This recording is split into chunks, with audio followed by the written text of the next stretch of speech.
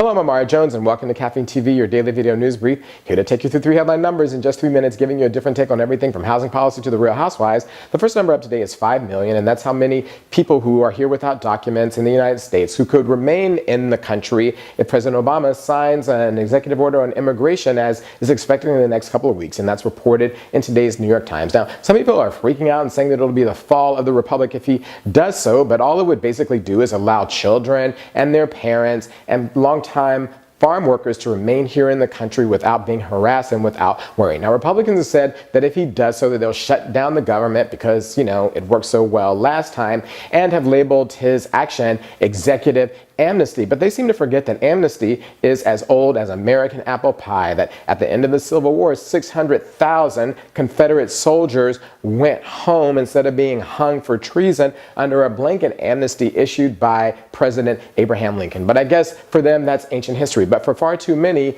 these laws are about the present. More people have been deported under President Obama under immigration law than in any other presidency in history, meaning that more families have been torn apart than at any other point in history. And so for millions of people, this executive action isn't coming too soon. It couldn't come soon enough. The next number up today is 10, as in 10 years. Now, that's how long Kyle Beebe received for the possession of marijuana with the intent to distribute. Now, before you press stop on your player, the reason why we're talking about Kyle is because his father, Mike, is the governor of Arkansas, and Governor Beebe has said that he's going to pardon his son for his past crimes. And some people are freaking out and saying that it's an abuse of power, which I don't really understand, because Kyle went through the Arkansas Board of Pardons and they signed off on it, and so the governor is going to sign off on it.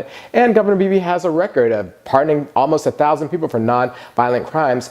But more importantly, they also seem to forget that we're moving away from the criminalization of marijuana in this country. We seem to realize that arresting 1 million people a year almost for the possession of marijuana is clogging our jails to the tens of thousands and costing us hundreds of millions of dollars each year. And in New York City, just over the past week, they've decided not to arrest people anymore for small amounts of marijuana because it doesn't make any sense. So for all those people who are real uptight about these marijuana changes and Governor Beebe signing off on the pardon of Kyle, maybe they need to puff, puff.